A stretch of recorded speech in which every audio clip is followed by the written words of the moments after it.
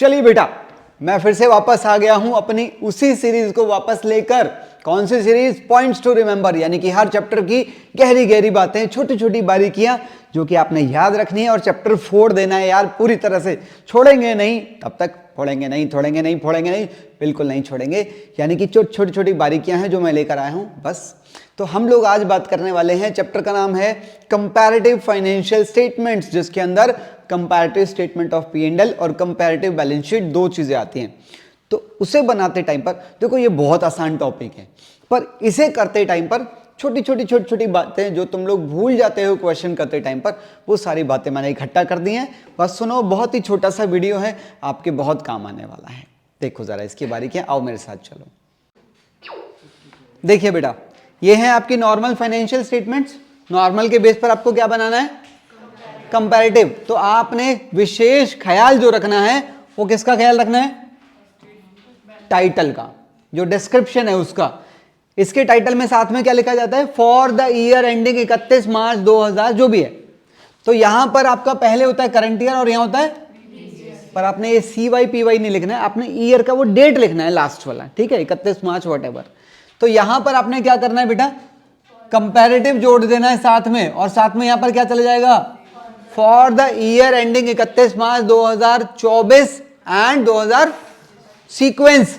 इसमें लिखा होगा 25 और 24, उसमें लिखा होगा 24 और 25 सीक्वेंस, क्योंकि जब आप इसका ये जो मेन एलिमेंट है, जब आप इन्हें ही रिवर्स कर रहे हो तो उसका डिस्क्रिप्शन का भी सीक्वेंस चेंज हो जाएगा। क्लियर है? सेम बात बैलेंस शीट पे भी अप्लाई होती है। बस यहां क्या लिखा जाता है? As at. तो यहां जाएगा comparative balance sheet as at 31 March 2024 and 31 March 2025 करके चला जाएगा। ठीक है, एग्जांपल ले रहा हूं 24-25 का, आप अपने पास देख लीजिएगा। अब बेटा ये बहुत काम की बात है आपके लिए थ्योरी में। अब जैसे ये मेरे लिए फिलहाल क्या है? नहीं, ये क्या है फिलहाल? ये कंपैरेटिव वाली है ना? हाँ जी, previous year, current year, change. कौन सा चेंज? और ये परसेंटेज चेंज आ गया हमारा। अच्छा, यहां पर मैंने करंट ईयर और प्रीवियस ईयर लिया है, तो एक ही बिजनेस की बात हो रही है। ये कौन सा कंपैरिजन कहलाएगा? ये इंटर फर्म है। अच्छा, अगर मैं यहीं पर ए बिजनेस ले लूं और यहां पर बी ले लूं, तो ये क्या बन जाएगा फिर? इंटर फर्म कंपैरिजन बन जाएगा। अब मुझे एक बात बता दो, अच्छा जब हम इसके अंदर काम करते हैं कंपैरेटिव के अंदर, तो सारी इंफॉर्मेशन इस तरह से चलती है, हाँ या ना? तो आप देख पा रहे हैं किस टाइप का ये एनालिसिस हो रहा है? हॉरिजॉन्टल एनालिसिस हो रहा है, इस तरह से एनालिसिस हो रहा है। और जब हम कॉमन साइज में जाते हैं तो हमारा एनालिसिस इस तरह से होता है, दैट इज कॉल्ड वर्टिकल। ये 1 मार्कर के लिए बहुत ही बढ़िया रहते हैं क्वेश्चन यार, आपको पता होना चाहिए सारे, और बेहद आसान भी है। ऐसा कुछ नहीं है कि तुम लोग भूल जाओगे, इतने भी वीक नहीं हो, तुम्हारी मेमोरी इतनी भी खराब नहीं है। आइए जरा यहाँ पर बेटा, ये है उसका डिस्क्रिप्शन, क्लियर लिखा हुआ है सारा का सारा। डेसिमल में जब आपकी परसेंटेज आ जाएगी तो डेसिमल कहां तक जाएगा? 2 डेसिमल तक लेके जाना है, उसके आगे नहीं लेके जाने का। ठीक है, जा सकता है, उसकी औकात है, तुमने नहीं ले जाना, तुम्हारे पास इतना टाइम नहीं है भाई, ठीक है ना? उसके अलावा बुलेट्स, मैं एक बार फिर से रिपीट कर रहा हूं, जब आप यहां पर बुलेट्स लेंगे तो ये वाली जो बुलेट्स हैं ये किस में रहेंगे? पर इसका मतलब नहीं है यही लिखने का है, तुम अपने वाला कोई सीक्वेंस है उसको यूज कर सकते हो। ठीक है, still if you can remember. बहुतों को तो यही नहीं पता है बुलेट्स इतने तरह की होती है। हाँ भाई हाँ, ये वही वाली बुलेट नहीं है जो मारी जाती है शरीर में, ठीक है ना? ये दूसरी वाली बुलेट्स हैं। एनीवेज, उसके अलावा 1 2 3 1 2, तो ये क्या आ गया? फिर उसके बाद हम अंदर चले गए, AB AB AB A B C, ये क्या आ गया? फिर अब A के अंदर यहां पर ये मैक्सिमम है, इसके अंदर और नहीं जाएगा वो, तो ये क्या रहेगा? Small numbers. ठीक है ना? तो ये बुलेट्स का सीक्वेंस है, फॉलो कर पाओ तो वेल एंड गुड, नहीं कर पाओ तो कोई भी आपका कुछ बिगाड़ नहीं पाएगा। सही है ना? पर फिर भी इतने तो वीक नहीं हो ना, कुछ तो याद रख ही लोगे, है कि नहीं? आओ बेटा, बेहद इंपॉर्टेंट बात बता रहा हूं प्रीवियस ईयर और करंट ईयर को लेके। आपको अगर डेटा यहां पर 17 और 18 दे दे तो कोई दिक्कत नहीं है, 17 यहां चला गया, 18 यहां चला गया, फिर कंपैरिजन मोड में चले गए आप। पर कंफ्यूजन कहां से बढ़ती है? यहां 17 दे रहा है और यहां 18 दे रहा है। अब ये 17 और 18 है, पर यहां जाकर ये उल्टे हो जाएंगे, 17 और 18 इस तरह से हो जाएंगे। तो आपने इसका सॉल्यूशन क्या करना है? आपने ये पूरी इंफॉर्मेशन पहले इसके अंदर सब लिख दो, फिर उसके बाद ये वाली पूरी इंफॉर्मेशन इसके अंदर पूरी लिख दो, उसके बाद आपने इस तरह से चलना है। मेरी बात समझ आ रही है? आपने ये जो दो लाइनें हैं इनके इंफॉर्मेशन, इनका डेटा वर्टिकली लिखना है। जब वो वर्टिकली पूरी हो जाएंगे फिर आपने इसे पूरा हॉरिजॉन्टली कंप्लीट करना है। मैं कह रहा हूं एक भी गलती नहीं होगी।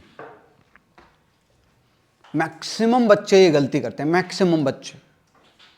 बेसिक सी बात है, सिर्फ इतना याद रखना। और अगर तुम्हें लगता है कि नहीं है कोई नहीं छीन सकता, ये तो मैं कर ही लूंगा यार, तो उस कॉन्फिडेंस के साथ हो तो फिर तुम अपनी अप्रोच यूज करो, कोई दिक्कत नहीं है। मत लिखो पूरी पूरी लाइनें, आप सीधा सीधा बढ़ाओ। एक यहाँ लिखा, एक यहाँ लिखा, फिर यहाँ लिखा, फिर यहाँ लिखा, फिर यहाँ लिखा, फिर आगे बढ़ाया। आप वो कर सकते हैं, पर आप अगर पूरी तरह कॉन्फिडेंट है तो ही करना है ऐसा काम, ठीक है? देखो जरूरी नहीं है, मैं आपको जो सारी बातें बता रहा हूं वो मुझे मेरे हिसाब से ठीक लगती हैं। हो सकता है आपका अपना नजरिया जो है वो दूसरा हो सकता है उसके पीछे, ठीक है? पर आप कॉन्फिडेंट हैं तो है अब से यूज करना। आगे बढ़ते हैं। कुछ बेसिक बातें और इंपॉर्टेंट सुनो। इस क्वेश्चन के अंदर रेवेन्यू फ्रॉम ऑपरेशन है और एम्प्लॉय बेनिफिट है, उसके अलावा अदर एक्सपेंसेस है और बेटा टैक्स है। और टैक्स है तो इसका मतलब 1 2, अब सोचो 1 2 3 और 3 6, सिर्फ 6 लाइनों का काम है। तो मैं इतना बड़ा प्रोफार्मा क्यों बनाऊंगा? तो जहां जहां पर ये एरो जा रही हैं वो वाली सारी चीजें इस क्वेश्चन से जब मैं क्या बनाऊंगा, कंपैरेटिव एसपीएल बनाऊंगा, तो ये वाली एरो वाली चीजों को मैं शो नहीं करूंगा। क्या हो जाएगा? अगर आपने शो किया, एक तो नंबर नहीं मिलेंगे, दूसरी बात वो कितना डल लगेगा, सोच के देखो कितना अजीब लगेगा कि हाँ यार वो चीजें भी दिखा रखी है जिनके अंदर अमाउंट ही नहीं है। बात समझ आ रही है? ख्याल रहेगा इस बात का? आगे बढ़ते। हाँ जी, नंबर क्यों नहीं मिलेंगे? उसके नंबर क्यों मिलेंगे जो चीज पूछी नहीं है? आपको से हाँ नंबर मिलेंगे, उतने मिलेंगे, पर फालतू लिखने के क्यों नंबर मिलेंगे आपको? ठीक है ना? पर टाइम वेस्ट हो रहा है वो ज्यादा इंपॉर्टेंट है। और बेटा जब आप वहां पर सारी इंफॉर्मेशन निकालोगे तो आपने एक चीज का ख्याल करना है, क्या? Negative changes. अगर आपका एब्सोल्यूट चेंज नेगेटिव है तो परसेंटेज चेंज भी नेगेटिव ही आएगा, ठीक है? उसके अलावा आपने एक चीज का ख्याल और करना है, अगर आपकी टैक्स की परसेंटेज दोनों साल में सेम है तो आपकी ये वाली जो तीनों परसेंटेज हैं ये सेम आएंगी। बार बार कैलकुलेट करके टाइम वेस्ट करने का नहीं है। और यहां पर भी वही डेसिमल में जा रहा है तो 2 पॉइंट तक आगे ले जाना, फिर रोक देना उसको।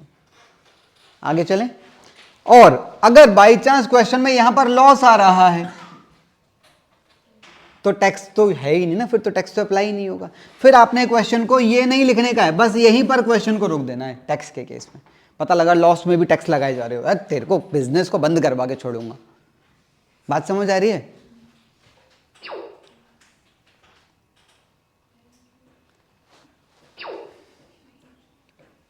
यहां पर बात हो गई है, रेशो का चैप्टर घुसा दिया है किसके अंदर? कंपैरेटिव के अंदर। क्या सच में घबराने वाली बात है? बताओ, सोचो सोचो सोचो। बेटा जीपी कितना कह रहा है? अरे भाई इसमें से इसे हटा दो, निकलते चली जाएंगी चीजें।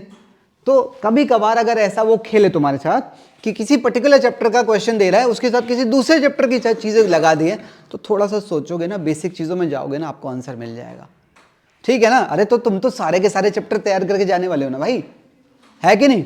आओ। हाँ यहां पर देखो जरा इस वाले पॉइंट को, ये 80,000 आपका प्रीवियस ईयर का फिगर है और ये 1,20,000 आपका करंट ईयर का फिगर है। तो कितना चेंज आ गया? 80,000 पॉजिटिव से 1,20,000 नेगेटिव जा रहा है, तो 2 लाख का चेंज है, तो 2 लाख का नेगेटिव चेंज है। तो वो चेंज ब्रैकेट में है तो आंसर भी, परसेंटेज भी उसमें जाएगा। हाँ जी, पीछे करूं, ये लीजिए। इसमें से माइनस करके उसके बाद उसका 20% निकालना है। अरे देखो मेरी बात को सुनो, कह रहा अदर एक्सपेंसेस कितने लेने हैं?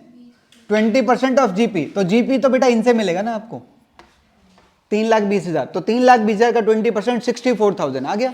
अदर एक्सपेंसेस मिल गया, फिर इसके अंदर पुट कर देना।